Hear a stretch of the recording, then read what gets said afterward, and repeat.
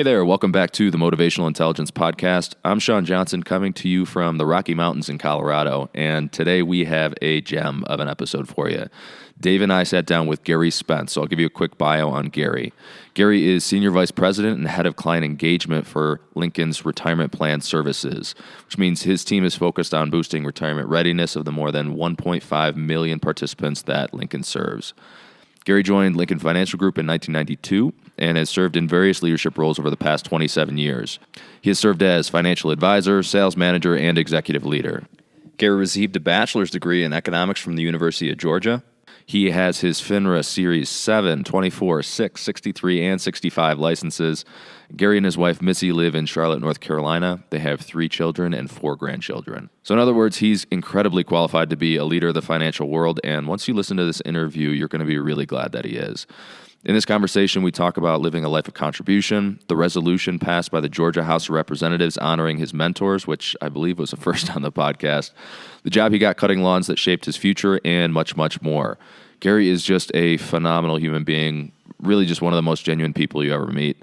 So it's my pleasure to bring you this episode. So without further ado, please enjoy this conversation with Garry Spence. The Motivational Intelligence Podcast is produced by the team at 2Logical. 2Logical is an international corporate training firm and the world's leading expert in motivational intelligence, which is the ability to understand, manage, and change the motives people have. 2Logical offers over 30 different keynotes, workshops, and full training courses to small, medium, and large Fortune 500 companies in 53 countries, a lot of which you're probably familiar with: Pfizer, Bank of America, GE, Constellation Brands, P&G, and more. All solutions are completely customized, and the feedback from these sessions will blow your mind. If you have any training or speaking needs or just want to say hey, head over to 2logical.com.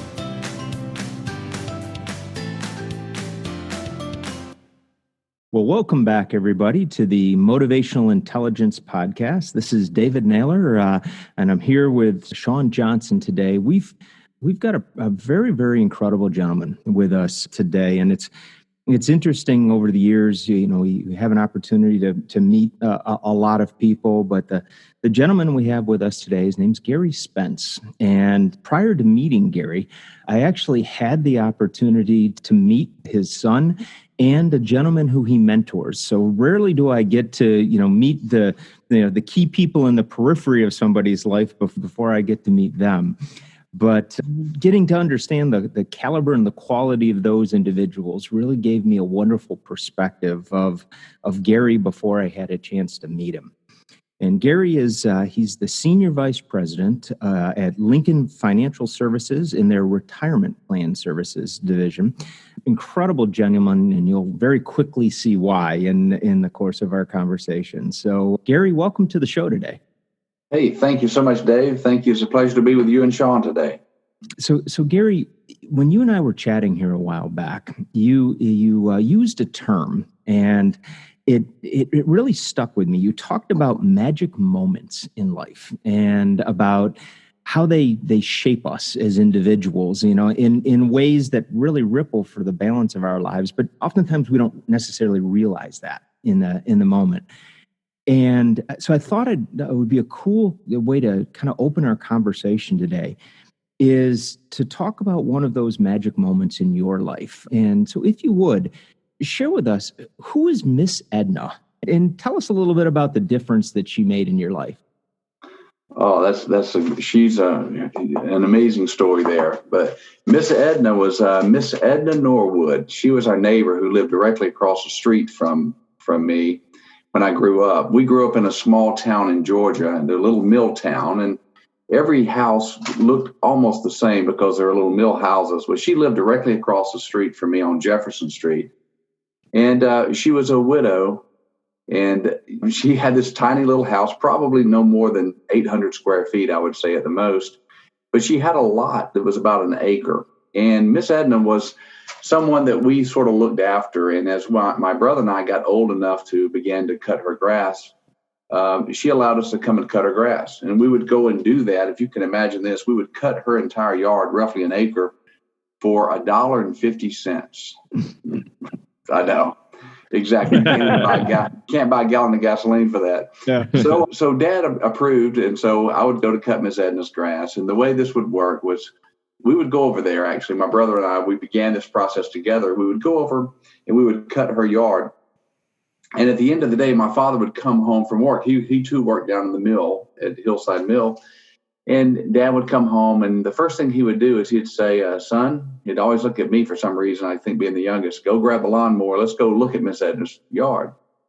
Well, we said, yes, sir, Dad. We cut her grass. We did a great job on it. So we would go over there to walk her yard. And lo and behold, as any young kids would do, there's always a strand of grass or two that we didn't cut. And Dad would make us cut the entire yard again. So we would walk the entire yard with the mower running and cut her entire yard. And so Ms. Edna became a metaphor for our life, the way we kind of grew up. Everything we did was surrounded around how Dad made us take care of her yard. So as we grew over the years, I'll continue to cut Ms. Edna's yard. But every time I would cut it, Dad would come home and say, Dad, son, grab the lawnmower. We'd go over to cut her grass. And eventually I got to the point of where Dad would say, boys, you did a good job. Did a good job there. However, go get the rake. And we'd say, sir, he goes, well, go get the rake. We need to rake up some of the gravel here came out of her driveway. It's in our grass. We need to rake that gravel out of the grass back into the driveway. And we said, well, Dad, but she's paying us to cut a grass. He said, son, go get the rake. We'd go and get the rake, and we would do that. And lo and behold, the next time we'd cut a grass, he would walk it, and he'd say, the grass looks good. Gravel's in the yard, but he'd say, son, you need to pick up these sticks. You didn't pick up the sticks that had fallen from the trees. And but Dad, we're getting paid to cut her grass, so to speak. And he would say, no, son, let's pick up the sticks. And we would haul the sticks away so our yard would look good. And then by the time I'm probably 14 years old, I'm feeling really good about the quality job that I'm doing there. And lo and behold, we would go and we'd walk the yard again. We'd pick up the sticks. We made sure all the gravel was in. And then Dad would say, son, go get the ladder. And I would say, but Dad, why get a ladder? And he said, well, son, there's leaves on her roof and there's leaves in her gutter, and we need to clean her gutter. And by this time, I should have been old enough to have learned the lessons. But I said, Dad, we're being paid $1.50 to cut her grass. And he says, no, son. He says, you're not. He goes, you're being paid to take care of her asset. This is the greatest asset she'll ever own. She's worked her whole life to pay for this home. And your job is to exceed her expectations and do a great job with her entire property.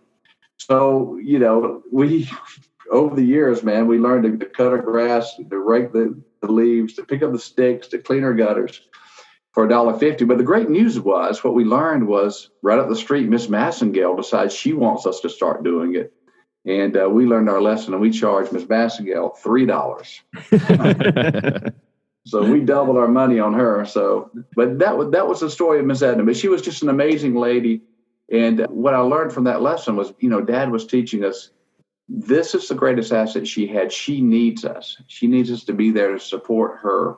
And she's paying us a wage. And whatever wage we agreed upon, we needed to exceed her expectations. And that's just the way my dad was, just an amazing man, taught just tremendous lessons over his life to us. But Miss Edna, too, was a big part of my life. And I'll never forget Miss Edna Norwood. God rest her soul. Wow. Well, I can't imagine. I'm just imagining myself as an 8-year-old, cutting grass and missing a blade, and my dad telling me to recut the whole lawn. I think I might lose my mind. Yeah. But it sounds like your dad very much. That was a very conscious and calculated metaphor for kind of shaping some of that work ethic and kind of a spirit of service in you. Is that a fair assessment? Yeah, that's very fair. I mean, I wouldn't say Dad was a perfectionist, but he wanted to make sure that we did the job right. He would always say, a job worth doing is a job worth doing right. And he wanted us to do that. So he instilled that really in me and my two siblings. But yeah, I'll never forget the lessons he taught me with Miss Edna's yard and others. Yeah, well, he sounds like a pretty incredible guy. I was, doing a little research and talking to Dave beforehand, and he was a World War II vet, right? And Dave told me a story about a kid that put a pin in a spitball. Can you tell us about that? Yeah. Dad, again, he was raised there in the small town there in Georgia. And they lived in the mill village. And of course, kids were very rambunctious back in those days. But in school, when he was 7 years old, there was a kid back in the day in a classroom put a pen, like a little straight pen, inside of a spitball in a class. And you know how kids would, back in the day, shoot spitballs through a straw. And this kid shot a pen, and it just happened to hit my father in the eye. And it blinded him. And so from the age of 7 on, he was completely blind in his right eye. As a matter of fact, he wore a patch over his eye. And if you can imagine the horrors of that, wearing a patch. But the amazing thing about Dad is my dad never complained once about anything. I never heard him complain about anything at all. But he went through his elementary school years and his middle school years and high school years with one eye. He was a phenomenal football player. He played 4 years of high school football, 4 years of college football. He was all NGIC, which is the equivalent of being an all-state back in the day, as an offensive guard, defensive tackle. And think about this. He didn't have a right eye, so he was getting blindsided all the time. You didn't see him coming. But he was still able to just have a tremendous, career in football. He went to college on scholarships, and then, of course, was drafted into World War II. And it was there in World War II during basic training camp where his eye got just tremendously infected because it was basically just a dead organ there. And they had to remove it and put a prosthetic eye in. But he never talked about it. And most people never knew that he only had a left eye. Wow. And you mentioned, I remember when we were talking, you talked a little bit about how your number one, your father's work ethic himself. Not only that he didn't just talk about it with you and your siblings, but I mean he lived that, working at the mill and you mentioned, I think he continued to work at the mill until he was in his 80s, right? Yeah, he was 81 years old. And I'll never forget, my mother died years ago. She died young. Unfortunately, she developed lung cancer, and she never smoked, but she developed lung cancer and died prematurely in her late 50s. But and Dad had remarried about, 10 years later, remarried. And I got a phone call one day from his wife, Ellen, and she said, "Gary, you might want to call your dad. He retired today." And Dad worked until his 80s. He was 81 years of age. And I said, "Ellen, my goodness, is Dad okay? Is he sick?" And she goes, "No, honey, but you should talk to him because today is his last day." And so that afternoon I called him. He got home from work and I called him. I said, "Dad," "golly, congratulations. You're 81 years old and you decided to retire." I said, "Why did you decide to retire now?" He goes, "Well, honey bunny, I thought I would just maybe look to do something else." I said, "But Dad, you've worked there all these years. Why now? Are you going to work at Home Depot? Are you going to go get a second job?" Because Dad always had 2 jobs or 3 jobs over the years. And he goes, "Well, no, I just, they closed the plant down." I said, "Dad, you didn't retire." I said, "You were laid off." And he goes, "Yeah, but they gave me 2 weeks worth of pay." And he was just really proud of that. But yeah, he was the most amazing man. I mean, my father, I never heard him say a bad word about another human being. I mean, I'm not half the man he is. He never smoked, drank, never cursed. He'd hit his thumb with a hammer and say, "Hound." And my brother and I are sitting there thinking of a lot worse words he could say than hound. But as long as I knew him, I mean, he always worked multiple jobs, trying to help make ends meet. My mother did as well. So it was just had amazing parents. I was very blessed. It's amazing, how, obviously what a phenomenal the job they did in shaping you. And obviously you've learned well, you carried on the tradition. And I mentioned in the intro, I had an opportunity, and this was, maybe a year and a half ago. I actually had your son, Jay, in a group that I happened to be with. And I was telling Sean the story. Within, it's probably 35 people in the group. And literally within a handful of minutes, Jay was really just standing out as an incredibly quality individual. And then the more I got to know him, the more I just saw the congruency and who he was as an individual, and just what a genuinely decent human being he was. So I'm curious, Gary, you obviously handed, you handed to your children what it was that your parents handed to you. Many of us are parents. Any any advice or words of wisdom or things that you subscribe to that you think really helped you and Missy in raising the kids? Yeah, I think Missy and I, we've just had an amazing journey with our children, and we both were so congruent in our value system because we're the very same. But we believe with our whole hearts and minds that being a parent is the single greatest honor and responsibility you can have in life. There's no greater calling in life than to be an exceptional parent. And what I mean by exceptional, it's got to be better than good or average or great. I mean, you've got to be exceptional, and you've got to give selflessly of yourself and your time because you made a conscious decision to bring this child into the world. And your influence over this child can be positive or negative. And the influence you have will carry on not only with just your child, but their peer group for generations to come. So you have this amazing ability to impact several generations by quality thoughts, by the right types of lessons to teach them. So for us, it was always easy to try to share the things in life that were the most important things in life, the values, the belief systems, and things like that, but also help them to form and shape their own, to challenge them to be their own person at the same time, but also teach them hopefully right from wrong and have them learn to question things on their own and think for themselves, so to speak. Yeah. Well, it's, and Jay's such a wonderful, he's such a wonderful gentleman. And obviously he picked that up along the way, and you had handed that down from your dad. You mentioned to me that your dad, one of the pieces of wisdom that he gave you, he always had you carry two things. And that was something I know you had passed along to the kids as well. What was it your dad had you carry? He always told me to carry a handkerchief because you never know when you're going to need it. You could to sneeze, or if someone else is crying or something like that, or you cut yourself or any number of reasons you would need a handkerchief, but also a pocket knife. So to carry a handkerchief and a pocket knife, and I always do. I always carry a handkerchief and a pocket knife, and they always come in handy. And I pass those very things on to my children. They should carry those. And then, as you know, Dave, I added a third, which was a challenge coin.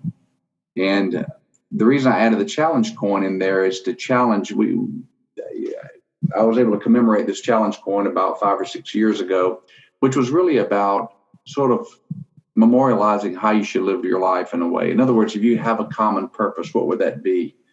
And if you had non-negotiables, the way you wanted to live your life, what would those non-negotiables be? And that coin itself would be a constant reminder each and every day to challenge you to be your very, very best.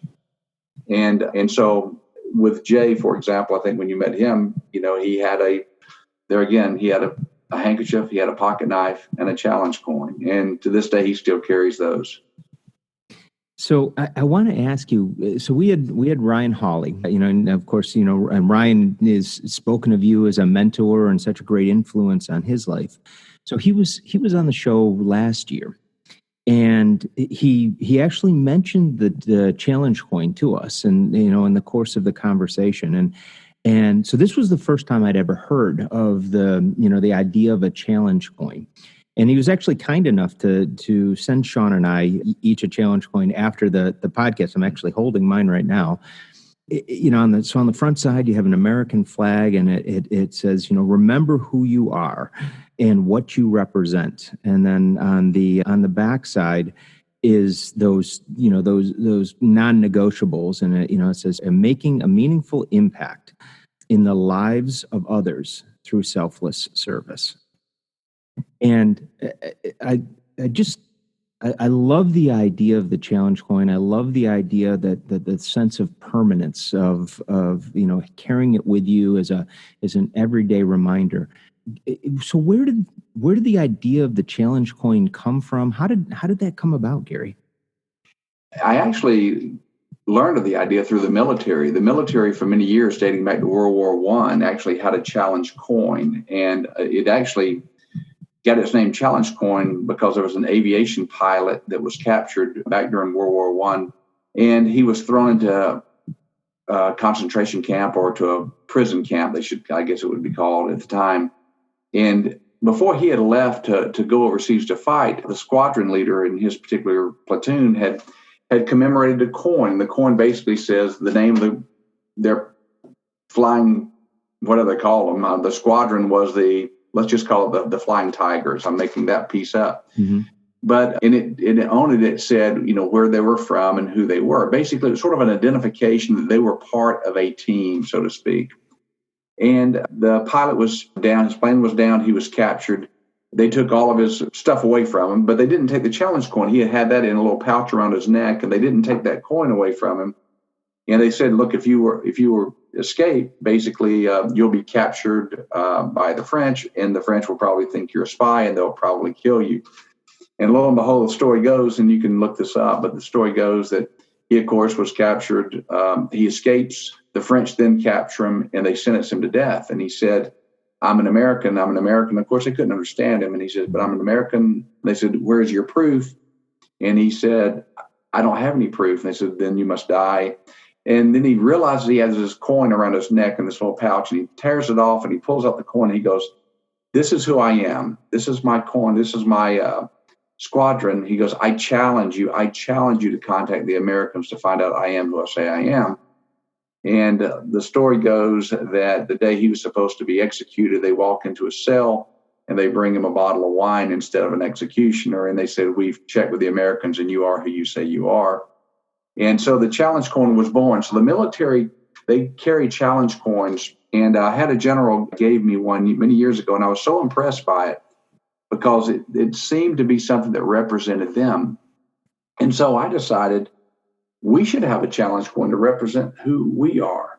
In other words, what are our belief systems? What is our common purpose as an organization? And so that was commemorated based upon that. So I was influenced by the military to do this. That's such a cool story and such a cool history behind the idea of a challenge coin. Yeah, I remember when we were talking to Ryan about it, and he was kind enough to send us both a few challenge coins. I had never heard of the concept before. One other thing that Ryan mentioned that I remember I just love the idea of, and I believe he actually pointed to you from where it came from, and you mentioned before, was non-negotiables. I love this idea of non-negotiables. Where did that phrase or kind of philosophy come from? That was something. I mean, it really kind of goes back to my childhood, the way we were raised. I think within the neighborhood and the family. I mean, there were certain things you did and you didn't do, right? And I mean, for example, you had to be truthful. I mean, back in the day, I mean, lying was very shameful. I mean, no one ever told a lie, and you would never be caught telling a lie because it was just the wrong thing to do. And so I think the whole idea of non-negotiables has been with me my whole life and my whole existence, to always try to do the right things, right? And so within the company, when I came up with the challenge coin, you mentioned on the front, it says, remember who you are and what you represent. The whole challenge there was, who are you at your core, right? Who are you, Sean? Who are you, Dave? Who am I, Gary? And for me, I said, I'm Garry Spence. I'm a fun, loving, and caring person, sharing all of God's gifts with myself and others each and every day. That's who I am at my core. I'm a fun, loving, and caring person trying to share as many gifts as I can with others each and every day. So that's where that came from. So never lose sight of who you are, your individuality is. And then on the back side of it, where it says making a meaningful impact in the lives of others through selfless service, it's really what life is all about. Life is about contribution. It's about giving to others selflessly. And so how do you make a meaningful impact in the lives of others? It could be you stop and help them change a tire. It could be someone that's down and out on their luck, giving them a helping hand. It could just be a smile at someone in a grocery store, in a doctor's office that may be having a bad day. But the point is, you can always make a meaningful impact in the lives of others through selflessly serving them, not putting yourself first. So that's why I put those on the coin. And then when the non-negotiables came about, I thought, what are things you must absolutely do to be a part of our team, to work here, and so that you're completely loved and trusted and valued as a member of the team. And the four non-negotiables that came to mind were, number one is to operate with integrity, which is to always do the right thing, especially when no one's looking. It's when you walk out of the grocery store and they didn't charge you for that loaf of bread. You walk back in and say, ma'am, I realize you failed to charge me for the loaf of bread. Please allow me to pay for it. It's when you walk out and you see someone drop money on the sidewalk, you pick it up and you go to them and say, you just dropped this $5 bill. It's to always do the right thing, especially when no one's looking, because it's just the right thing to do. That's the number one non-negotiable. We want everyone to have that. Number two is to have a sense of urgency about yourself. And we all see this today when you call someone on the phone and you try to get with them and they don't get back for a day or 2 days or 3 days. Typically, when someone has a request, there's an urgent nature to it. We should respect that. But I think we should always have an urgency about the things that we do and not procrastinate. Number three is to take ownership. I really believe this, that when we hear the phrase, well, that's not my job, or I didn't create that problem, we should never say those things, because you might not have created the problem, but the problem is now squarely on my desk. I mean, years ago, I think one of the great presidents said the buck stops here. And that's really what we're saying there is, I didn't create the problem is here, I own it. And the way I'm going to solve this problem is with a heightened sense of urgency and with total integrity. So these become foundational building blocks you can see as you go through life. And then the fourth non-negotiable is to be a caring professional. And I don't care how good you are at something. If you're like a fantastic physician, but you've got a horrible bedside manner, you're not going to be in great demand. So to be a caring professional is first to, like Stephen Covey says, seek to understand and then be understood. So always reach out and be that caring professional. So those are really the four non-negotiables I feel that, everyone should have to be exceptional at what they do. I love that concept of non-negotiables, because I think it's so easy for people to jump to situations where maybe they didn't live up to, one or more of those, values that you talked about. And it's really easy for people to jump to an excuse or say, well, but there was an extenuating circumstance here, or I wouldn't have done it if this didn't happen. But the non-negotiables just takes all of those excuses out of the equation and says it doesn't matter what the circumstances are. This is always what you do. And I just love the simplicity of that. Thank you. And it seems to work. And I love it. And all the people that we work with embrace that. And they live our lives that way. And I'm very proud of that. Okay. So Garry, I'm curious, you grew up, you had great influences when you were growing up from your, not only just your parents, but other individuals who were significant in your life. And they helped instill in you these values and, a moral framework, if you will, that you just weren't willing to move away from. Not everybody has that. And so I'm curious, as a leader in an organization, as you bring people into an organization who maybe didn't have those same reference points or that same upbringing or that, those same influences, how do you go about really instilling that into them? Because it's, on one level, I think to have something that you stand for and have a clear picture of who you are and what you're not willing to compromise is perhaps the most valuable thing that you can have in life. But I also think about how few people really do possess that. Yeah, I think that's why to me, the selection process is the most important. I mean, we go to great lengths to interview an awful lot of people before we bring them on board to join the team, because in my mind, when they join our organization, they're joining our family, because we're going to spend as much and many times more times with them than we do our own families on a daily basis. And so the selection process is absolutely everything. During the selection process, you really do have to understand people's core values. You have to understand who they are at their core and what they're looking to accomplish in life. And then you have to ask yourself, do you have the skill set to help them accomplish what they're looking for? And how can you do that? So I would say, first and foremost, we want to make sure the selection process is right. Then once they're on board, what you have to do is you have to demonstrate daily that you live by these values. There can't be an inconsistency or an incongruency. You can't say one thing and do something else. You have to consistently live. And I will tell you, there have been many people that says, I thought this was too good to be true. But now after being here for 2, 3, 4, 5, 10 years, it's just amazing how this organization really operates at the highest possible level.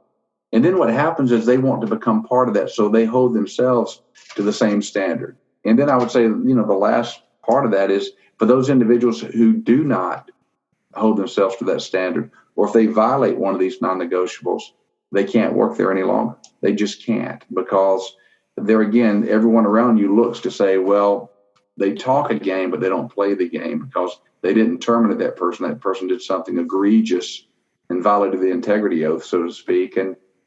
But yet they're still here. You can't do that. You have to absolutely live it. So that's the way I would position it. Yeah, that congruency is such an important piece of it, because, and I think you're 100% right, is as soon as somebody sees a deviance from that, then that becomes what they use to justify their own behaviors and their own willingness to compromise. Yeah, and also if they see that you allow your standards to slip, even slightly, even one day, then they lose a little respect, or perhaps even a little trust that you are who you say you are. So you have to maintain that standard. And that's one of the most challenging things, is to consistently maintain a standard or increase the standard over a sustained period of time. I'm talking about 5, 10, 15, 20 years. It becomes very difficult, but you have to do that in order for people to always believe you, because then they'll say, wow, to me, that's like Cal Ripken playing baseball, right? The Iron Man. He consistently maintained that standard over all those games, over 2,000 games. And that's a feat that's rare to achieve. Exactly.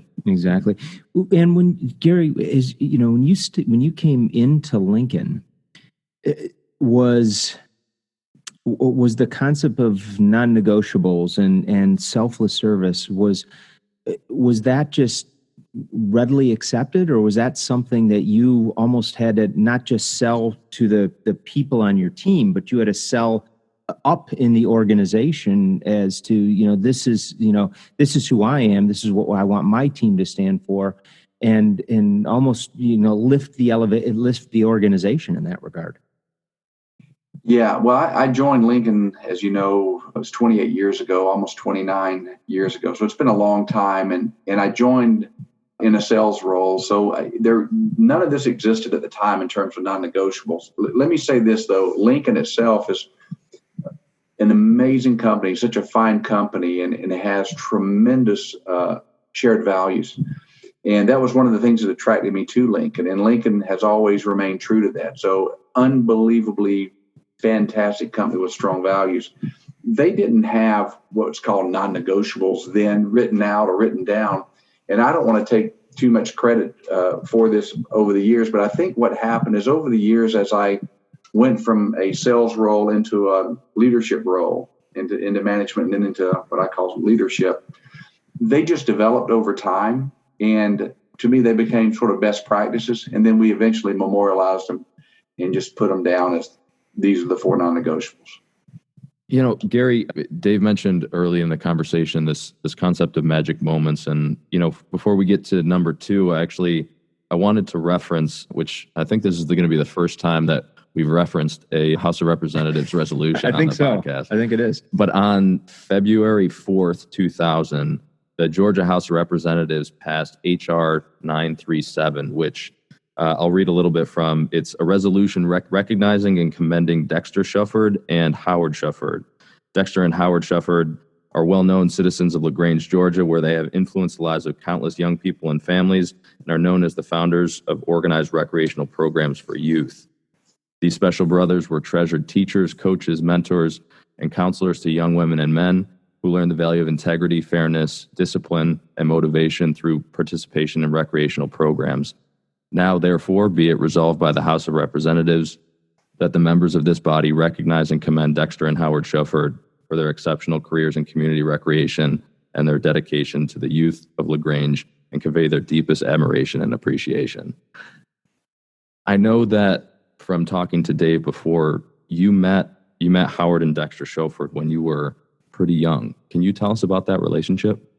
Yeah, absolutely. And in LaGrange, we pronounce it Shuford, right? Okay. All right. But that's in LaGrange. It's funny. You said February 4th, 2000. My birthday is February 5th. That was the day before my birthday. That's really crazy. Wow. But I met Dexter and Howard Shuford. I mean, I'll sit here and cry talking about these two gentlemen. They were my second fathers. These, outside of my dad, these are the two best men I've ever known in my life. They were absolutely amazing because they gave selflessly of themselves and their lives to help all the kids from the mill villages and the poor neighborhoods. And they taught us how to swim, how to play football, basketball, baseball, track. I mean, you name it. They taught us how to do everything. They were the most incredible two brothers you could ever even imagine. And I had the great honor of being able to eulogize Mr. Howard at his funeral. And of course, I attended Mr. Dexter's funeral too. Both lived up into their 90s. And these men are two men that I love. I love with all my heart and soul. And I've kept pictures of them on my wall my entire life. And the very few Facebook posts I've ever put out there included the Shuford brothers because of their influence, not just on my life, but the lives of thousands and thousands and thousands of young boys and girls whose lives they touch. But yeah, I met him when I was 5 years old. And Dexter used to come to our schools and he would teach us to jump rope. And Dexter was the most phenomenal jump roper I've ever seen in my life. You can watch these boxers like Muhammad Ali jump rope and you can say, wow, that's impressive. Well, Dexter was doing that back in the 1960s, early 1960s, and he was doing doubles and triple jumps and all of that. But Dexter, again, just amazing, teaching us basketball and teaching us swimming. He ran the swimming pool for all the kids to learn to swim and really taught life skills. Howard taught the tennis, he taught the softball, he taught the football. But more importantly, what they taught us were good, strong values, life values. If you did something wrong, they would kick you out of let's just call it a Y. We called it the Y back in the day. It wasn't a YMCA, but it was like that. And they would kick you out where you couldn't come back. You would lose your privileges and you would have to come back to them and show them some life lesson you've learned for them to allow you back in. And again, the most brilliant, wonderful, sweet, honest, decent Christian men you've ever met in your life. So I'm almost drawing a blank because I've got so many fond memories of them. But is there anything special you want to know about the two of them and how they influenced the kids? Well, I know one of the things you'd mentioned to me, which I thought was kind of interesting. I mean, you had when we were talked a bit about your upbringing, you talked about the mill town and the fact that people worked exceptionally hard. You talked about your parents, your grandmother, working double and triple shifts and those types of things. But one of the things that you mentioned, which I thought was interesting, was how I think it was Howard taught you to play tennis, which is so contrary to a sport you'd think you'd play coming out of a mill town. But you became a very accomplished tennis player as a result of that. So tell us a little bit about that and kind of how that played out for you. Yeah, Mr. Howard, he believed in me as a kid, and he taught me tennis. And we had some good tennis players in the town, but Howard loved tennis, and he would always say things like, Gary, you can be good at this one day. You can go to college on a scholarship one day. And he would teach me he would teach me things like quick feet and a slow racket make a good tennis player. And then he would say, Gary, hit it where they ain't. That's good tennis, but poor grammar. But yeah, but I loved him. I loved him so much, and I wanted to emulate Howard Shuford. And because he taught me tennis, and because he believed in me, I did eventually rise to the ranks to where I won the state championship as a high school senior. I did get college scholarships to go and play college tennis. But I remember, because I lived there in Hillside, in that area, and the truth is, guys, we were probably lower class, or maybe really lower middle class, but I would say we're probably lower class. Most of the people that worked there, because we worked for pretty much minimum wage, both my parents did, and that's why they had multiple jobs. But I wanted to do what Howard Shuford did because he was such an impact in my life.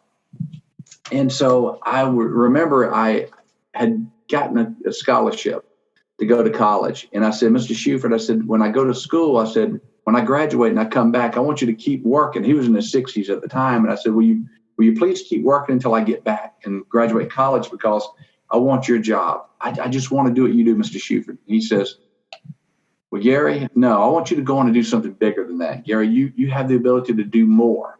And I said, no, but Mr. Shuford, there's nothing more than what you've done. I mean, I see how much people love you, and I know how much I love you, and you get to teach tennis every day. And I said, I really want to do this. And he says, Gary, no. He goes, I want you to do more. You can set your mind to it. You can accomplish more. I want you to go out and you can do better financially. I said, but it's not about doing better financially, Mr. Shuford. I want to impact lives. And he sort of looked at me and he says, Gary, you can't have my job. And I said, sir? He goes, you can't have my job. That job's going to Brian. And he just threw the name out. I was like, but Mr. Shuford, I'm a better tennis player than Brian, not really understanding what he was doing.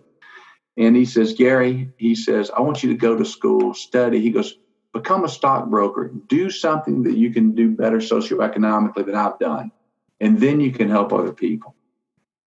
And I went off to school and I was sort of devastated by that. And then it dawned on me later on that what he really was saying was, son, I don't make very much money doing this, but I love doing it. I mean, I've sacrificed a lot, but I see greater gifts in you, and I want you to do more so that you can then help more people, with the abundance that you make in life. And the crazy thing, and I share this with Dave, I never even thought about becoming a stockbroker, but later on in life, I did. I did become that because I got all of my securities registrations, which is in effect a stockbroker, and I'm in the retirement business now. So in many ways, subliminally, he put me on that path, and I owe so much to him. It's such a wonderful testament, isn't it? Yeah, it really is. I mean, you look at the difference that, and I'll tell you, that is one of the things that I think is so sorely missing in our society right now. And I think there's so many individuals who, they're coming up in environments that are less than ideal, and they don't have those role models. They don't have somebody, like the Shuford brothers who are if their parents aren't there or aren't engaged and who are there to make that kind of a difference. But wow, what a difference it can make. Oh. Yeah, it was amazing. And I will tell you this, those were two men I never, ever, ever, ever wanted to let down in any way. I had never one of those men to be disappointed in me. And just like with my dad, I've tried to always live up to their standards and their expectations. And, I pray that I can do that. As I said, they both lived into their 90s. Mr. Dexter lived to be 98, I believe it was, or 99. And Mr. Howard lived to be about 94. And there again, tens of thousands of kids and lives were touched because of those two men, and their lives were well lived. Yeah. Well, Gary, looking back on their influence on you, were there any, things that you've done from a leadership perspective, either consciously or maybe even subconsciously, that, you learned from them as leaders that you try to now emulate? Yeah, I would say, again, I actually worked for both of them. I worked under Dexter as a lifeguard for several years, and I worked under Howard teaching tennis for several years. And what I saw both of those men do is they were uncompromising in their principles. They knew what was right and what was wrong, and they were completely uncompromising there. They also gave honest and direct feedback. In other words, if you did wrong, you knew you did wrong, but they didn't do it in a way where they beat you down. They were nice and cordial, but they were strict and they were firm, and you could see it in their eyes and the tone of their voice, and you knew that, boy, I screwed up there.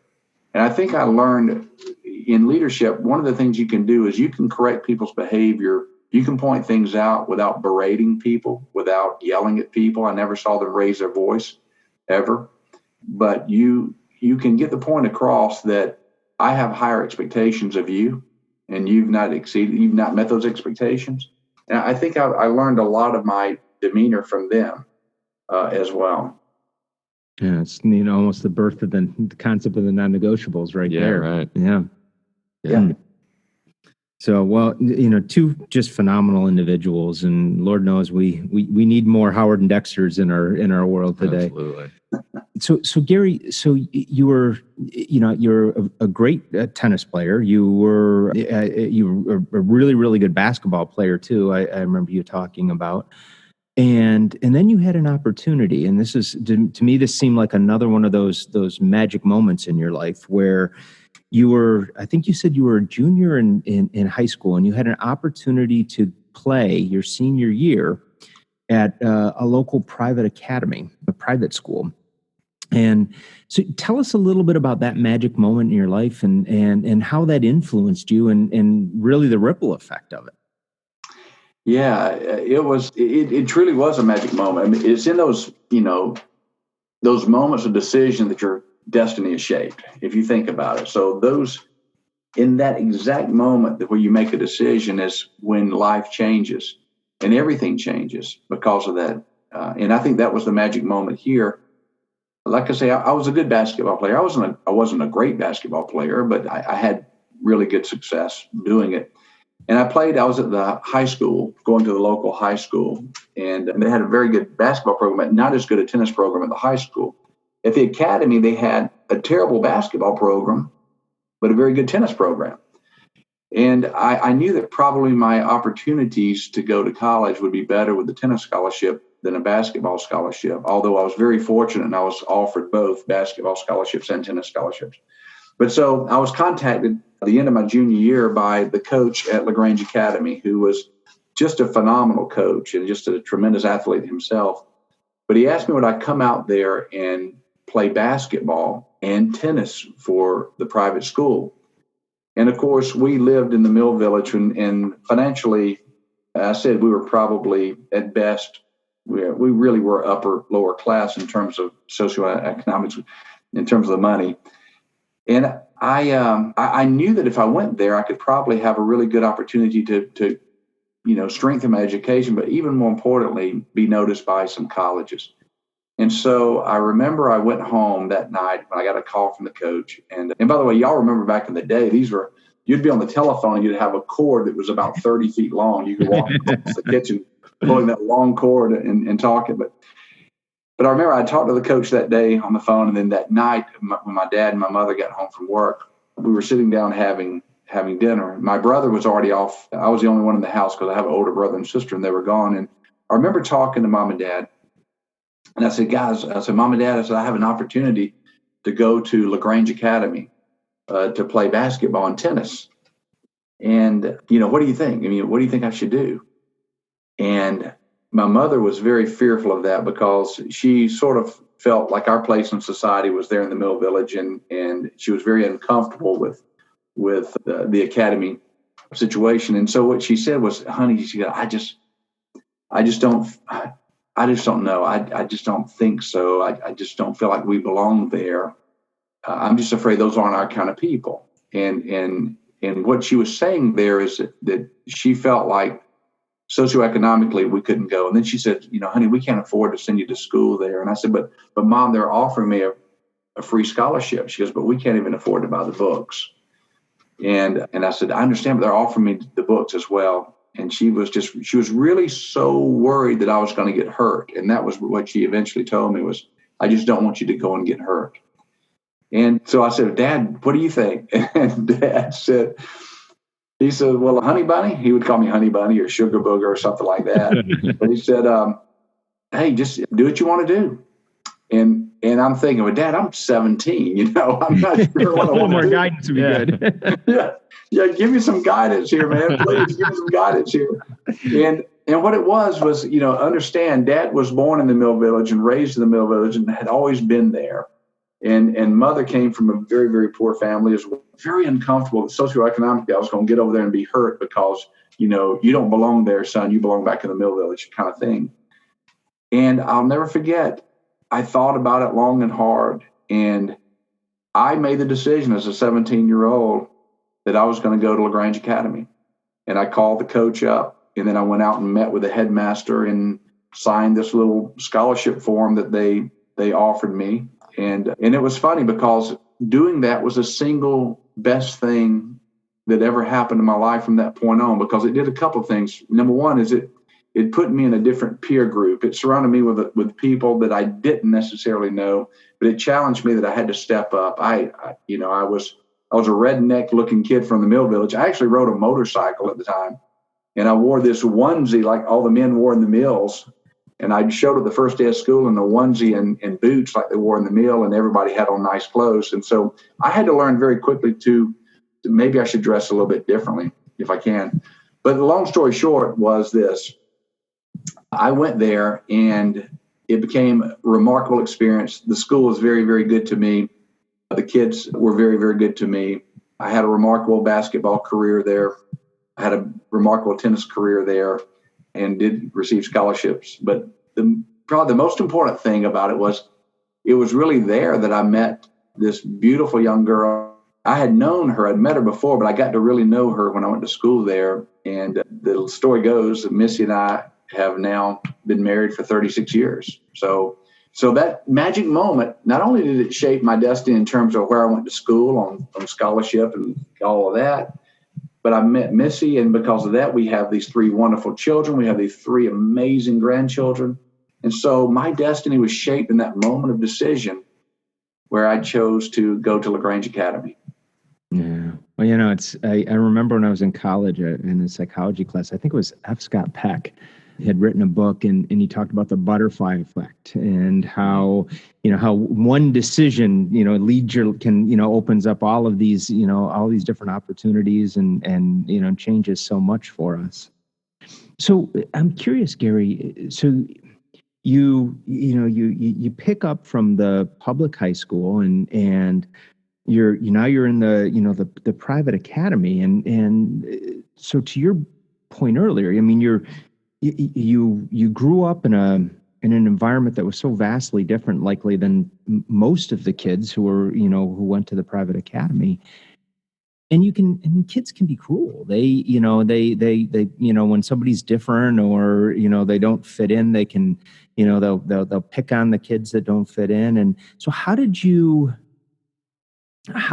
was that experience? You said you drove up on a motorcycle and you've got your onesie overalls on and your boots. And how did the kids receive you when you went there? It's funny. There was also a time, think about it, that was in the 70s, in like 1977, 78, in that time frame. A lot of the kids had long hair. There were, as you remember back in the day, that was just sort of a, free, yeah. I don't know. It was a kind of a crazy time back in those days. There was obviously a lot of drugs back in that day, like marijuana and stuff was big then.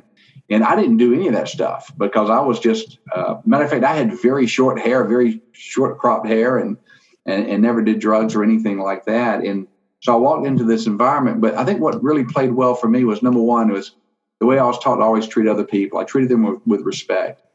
And I never compromised my own principles at the same time. But also being a good athlete, I think really helped a lot. And when they saw that I was able to come in and excel athletically, both at basketball and tennis, also I was able to excel in the classroom, I think I instantly earned the respect of other people. They realized I wasn't going to be a follower. I was going to be a leader. I just wasn't going to follow them and their crowd and anything they were doing. And what was amazing is it was in very short order that, I was accepted very, very well, and more and more people got short haircuts, and we had a phenomenal basketball season. We ended up going to the state championship that year, and we did lose the state championship game, which still haunts me to this day. But, some scars never leave. Yeah, some scars never leave. But no, it was again. I look back on it. It was an amazing time. But it is. I've seen a lot of kids being treated cruelly because they weren't able to fit in, and for those kids who they try to morph and change to fit in, those are the ones that never fit in. Instead of being a leader, don't be a follower, be who you are at your core, and people will respect that. And I think that's what happened is I was respected for being myself, authentic and genuine, and I was the best me I could possibly be. So how did that play out on you mentioned that the basketball team, really wasn't a particularly good basketball team when you came onto it. And yet, you end up going there, and that year the team goes to the state championship. So, I mean, obviously a lot had to change, and from one year to the next to move a team to that level. So how did it play out on the basketball team? Yeah, we went from the year before I got there. I think they won 5 ball games. I think the year I was there, and I'd have to go back and look at the record, I think we won close to 25 ball games that year. We went to the state championship game, as I said before, and it was just an amazing ride. I think, first of all, we had a coach who really, really wanted to achieve, but a lot of the kids didn't. And I was one of only 2 seniors on that ball team. All the other kids were underclassmen. We had freshmen and sophomores, a lot of sophomores on the team, and a couple of juniors on the team as well. And I think what happened is people started realizing that there was a desire there. And I can't take credit for all of it, but I know this. I said, guys, I came here to win. Okay. I've got plans, and my plans were I wanted to go to college, either on a basketball or tennis scholarship. So I don't have time for all the other tomfoolery. And if you're going to do shenanigans, and there were people, as you know, in any sport that, for example, would smoke dope. What I just said was, guys, here's the deal. If you smoke dope, do it after the season. You're not going to do it now, because we need to play together to win. And what was funny is everybody just sort of fell in together. And there were only probably a couple of guys on the team that were going down that path of doing things they shouldn't be doing. Everybody pulled together, and they realized, they started believing, gosh, we can win. Because before it was sort of a joke. And so I think if you can help be that tipping point where people do both start believing that, wow, we can be more than we are. We can be better than we are. And I think that that's really what happened there. And the school got behind it. People started believing. Parents started believing. And next thing you know, we made it all the way to the state finals. It's interesting. I'm thinking about that example, and I'm also thinking about what as you talk about your team at Lincoln.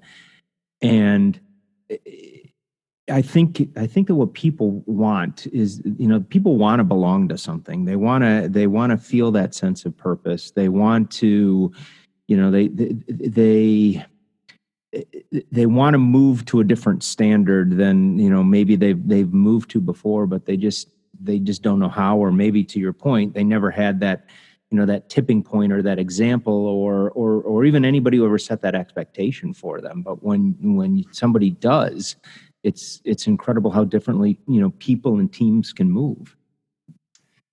Yeah. And I believe that's what leadership is at its core. It's challenging it's challenging yourself first and foremost, but everyone else to be the very, very best they can possibly be at every given moment.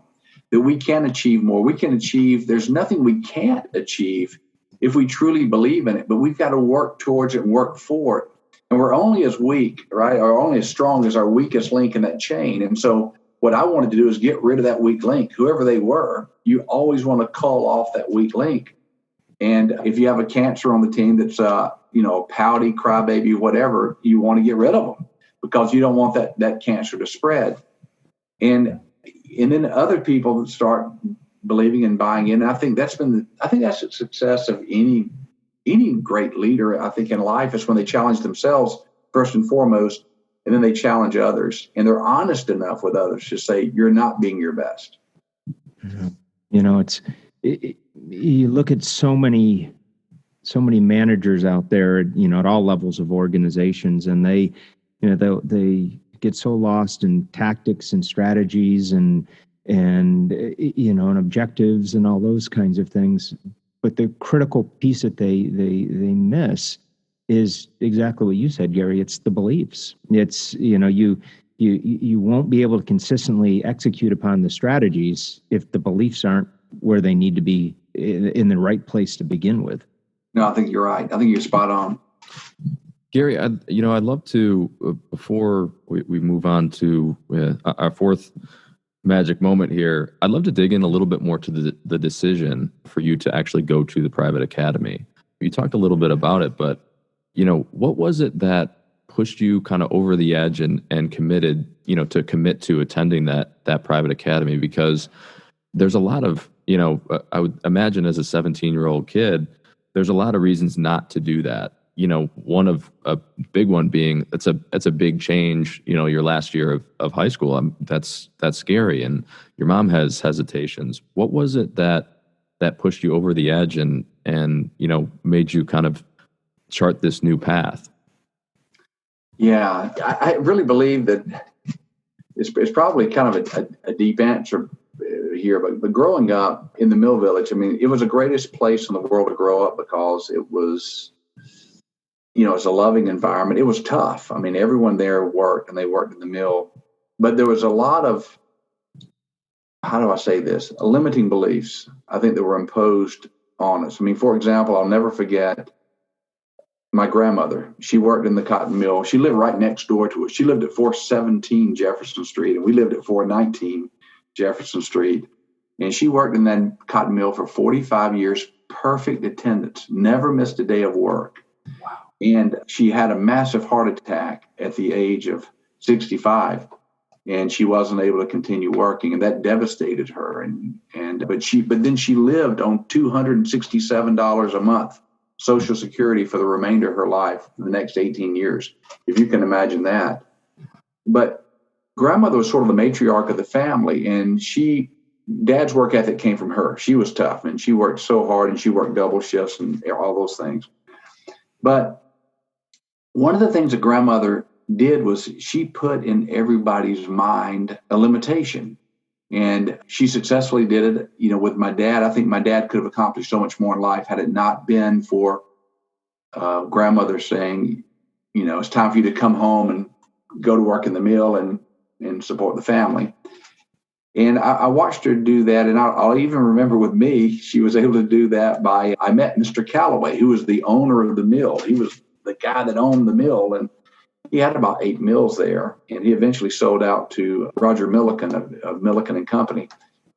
And I'll never forget, grandmother said, "Well, you didn't look him in the eye, did you?" And I said, "Ma'am," she goes, "Well, and you didn't shake his hand. You didn't speak to Mr. Calloway. We're just mill workers. He owns the mill."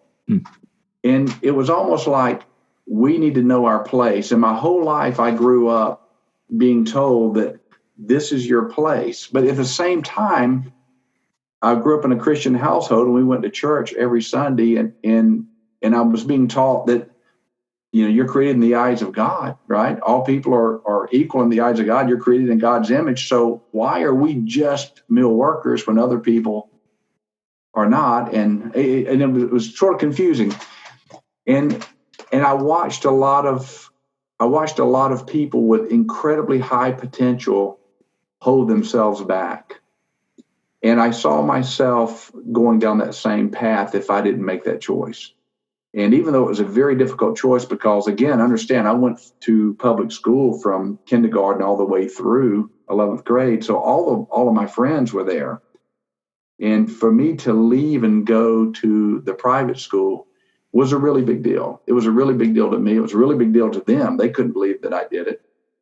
But I think what I was trying to do is I was trying to see if I couldn't create a better me. In other words, I would always say this, on our family tree, I wanted to put a new branch on it.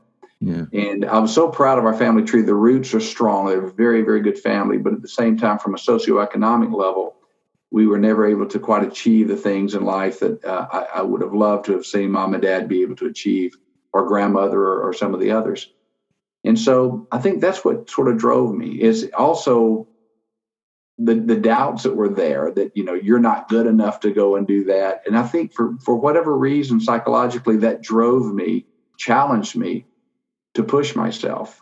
So I don't know if I'm answering your question exactly, but I do know this. For some strange reason, and my brother and I have talked about this, there was this belief in me that I could do anything if I really set my mind to it. And that was one of the things I chose to set my mind to. Do you think it was was it Howard and Dexter's influence that, where you discovered that in yourself through sports and through, your time with them, and then you were just able to carry that over and because that's a huge, just, I think as a 17-year-old to be able to reconcile those two vastly divergent beliefs and say, I can get locked into this mentality of, this is who I am, this is who my family has been, and this is, all I'll ever be, to I can be more than this. I can be whatever I choose to be. That's a huge shift that I don't know if a lot of people make in life. Yeah, without question, Howard and Dexter had an influence. I would say probably Howard, even more so than Dexter, had an influence in that, just saying that they believed in me. They believed I could do more. And he would cite an example of one gentleman that was raised in our Mill Village that went on and went to college on a tennis scholarship. And then he went on and became a very successful corporate citizen. And he would say, you can do something like that, and which really put that belief in me that I could do it. I didn't know how I would do it, but I think he did definitely influence that in my thinking. But so, yeah, I was just very blessed. But there again, there's so many different influences in my life. I think I look back on, heavens, like I say, my mom and dad and my grandmother, and I would watch the way people treated some versus others, and I would question why can't I do that? Why can't I achieve that? And for some reason, that drove me, and I can't explain it any better than that. Yeah, no, I think that answers that question perfectly. And it seems like whether it was, consciously or subconsciously, the step to the private academy was a major step in that direction to becoming more than just the mill worker. It was. And I'll kind of end up by saying this. The thing that absolutely kills me, and I mean this sincerely, is I've been able to stay in touch with a lot of our friends from back home growing up. And it breaks my heart when I see there were so many kids with so much potential that never achieved it because they didn't believe they could achieve it. And I can't tell you why I took the leap of faith. I could have failed, and I have failed miserably in life. I'm sure we've all had our failures, but it breaks my heart when I look back and I see some of those kids stayed, and they went to work in the mill right after high school, and some of them didn't make it. Some were tremendous ball players that ended up getting mixed up in substance abuse, et cetera, and they no longer are with us. They've passed away, and they just made bad choices in life. So there again, I've been very blessed in life to have some good mentors that taught me right from wrong. Yeah, well, and I kind of wanted to talk about another quote unquote magic moment, which is along similar lines of, kind of a next step in your career path and trajectory. You go to a fraternity brother's wedding and you met an executive from Lincoln. Can you give us a little bit of context of where you were at that point in time in your career and what meeting that exec did for you? Yeah, exactly. Missy and I had been married for, I don't know, a couple of years then. I'm thinking back on it, we'd probably been married for, 6 or 7 years, I guess, at the time. And we had 2 children at the time. So I was selling insurance, struggling. I was a reasonably good salesman, but not that good because we were struggling trying to make ends meet with 2 kids. And it was tough, man. It was really, really tough. And I remember I went to a fraternity brother's wedding. It was in Atlanta at a really nice country club up there in Atlanta. And I remember we pulled into the parking lot. And at the time I was driving a blue Buick. I can't remember what it was called. Maybe a LeSabre back in the day. I think I was driving like a 65-year-old guy's car when I'm, 30. So, but we pulled into this country club, and you're a little bit, excited to be at this big fancy country club, but also a little bit nervous because you're pulling in this little Buick. So I obviously didn't valet. But so we're about to get out of the car, and right next to me pulls in this big old Mercedes, big, beautiful Mercedes. I think it was gold at the time. And Missy and I get out of the car and begin to walk, and right next to us, big guy dressed in a really, really nice suit and his really, really attractive wife, blonde, get out of the car there. And I said, "Hey, how you doing?" He goes, "I'm doing good. How are you doing?" I said, I'm doing good. He goes, "Are you here for the wedding?" I said, "Absolutely." And I introduced myself, and he introduced himself. And I said, "Well, I'm a fraternity brother of the guy getting married here." And he said, "I am too, but I'm about 10 years earlier." And he said, "So what do you do for a living?" I said, "Well, I sell insurance." He goes, "Well, I do too. And I work for Lincoln National Corporation," which is, of course, Lincoln Financial Group. And he pulls out a card and he goes, we ought to talk about this. He goes, I'm always looking for good people. And he gives me his business card. As we're walking into the wedding reception at the country club. Now, what impressed me about him was, number one, he was incredibly well-dressed, right? Number two, he was well-spoken, very, very kind. And obviously he had done well in the business. And so I took the card, I put it in my pocket, and we went to the wedding, and then we went back, and I didn't do anything with it, didn't stay in touch with him or anything like that. But there was something about that initial contact really impressed me that said, this is a guy that's done very well. And so I'm still living in LaGrange at the time. And I realized that in order for me to ever really be successful, I'm going to have to leave LaGrange, just simply because I think too many factors there, right? We hold ourselves back. They say you'll never be a prophet in your own land. There was a limitation to success that I could possibly or potentially have there for a variety of reasons. And many of those were probably self-imposed. And so one day I saw his card and I just picked up the card and I gave him a call out of the blue. And I introduced myself. He goes, yeah, I remember you. And I said, are you still interested in, interviewing people? And I said, I'd love to come and talk to you about what it's like outside of LaGrange to be in the insurance field. And long story short, we got together, we met, and he really convinced me that I had a future. And there again, he believed in me. He said, I know you don't have a natural market here in the Atlanta area, but I believe that you could come here with your personality and your work ethic. It's going to be hard. It's going to be tough, but I think in 3 to 5 years, you can make a go of this. And fortunately, I've got the most supportive wife in the world. Missy has just been an amazing partner and my best friend for life now. And she said, let's do it. Let's give it a shot. And we did. But that magic moment was, I'll never forget him pulling up next to me in that big old Mercedes next to my little Buick and walking in together. And that moment, for me to make that choice, that there's something about this guy that I like. There's something about this guy that I trust enough to call one day. And I kept his card. There again, that goes back as a magic moment. And joining Lincoln, it wasn't easy. He was exactly right. It was very tough for the first 3 to 5 years. Maybe even the first 7 years were very, very tough. But it was a blessing in disguise, and that ultimately led me to where I am today. So, Garry, let me ask, because, obviously the insurance business is not an easy business to start out in, particularly when you're coming in and you don't have a natural market or a lot of relationships and those types of things that you can leverage in the early phases to begin to, build up your book of business. How did you stay? What kept you focused and kept you positive and kept you willing to pay those dues through those, 5, 6, 7 lean years?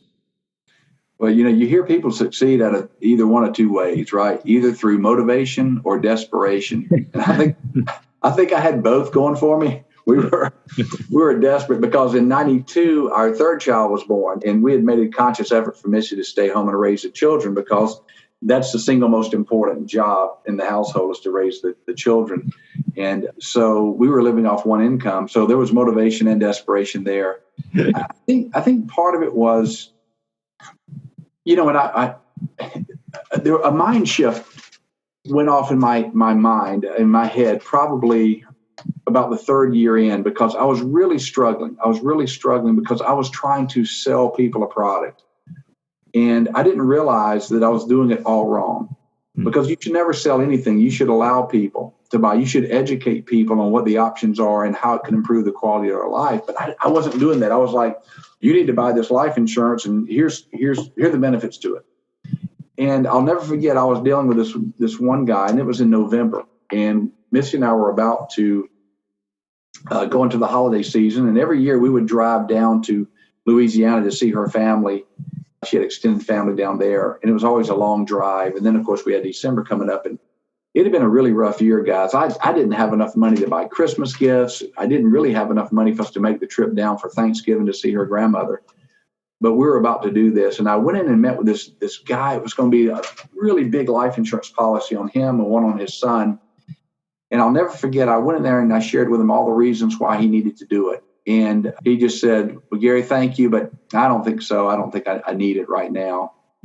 And I realized I went home and I was in my car and I was driving home and I felt like, man, I'm the biggest loser in the world, guys. I am such a loser. I can't feed my family. I can't provide for my wife and children the way I need to provide for them.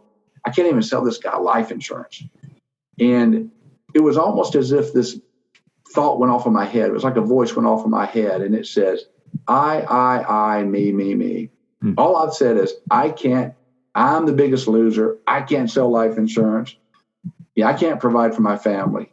It was all about me. And the voice then said, you said you got into this business to begin with so that no one ever went through what your grandmother or your mom and dad went through. Mom and dad, she worked in that cotton mill, as I said, 45 years, perfect attendance. She had no retirement plan. She had no life insurance. My dad worked in that mill for many, many years. He never really had a retirement plan at all in the mill. They just didn't implement it back in the day. And he had the little life insurance, like $1,500 worth of life insurance, that the guy came by and put a little thing on a nail by your door and collected, 75 cents every week. I think they called them debit agents back in the day. But my point is, no one came into our neighborhood to help educate the mill people on financial acumen or all that. And I had always said, I'm going to get into this business to help those people like grandmother, mom, and dad. But yet I found myself just trying to sell a product to make money. Anyway, when that light bulb went off in my head, I literally went home. I got on the phone and I called back the guy I just met with. And I said, look, you don't need to buy life insurance right now. Your policy is good for the next 2 years, but in the next 2 years, you will have an age band increase and it will cost you more.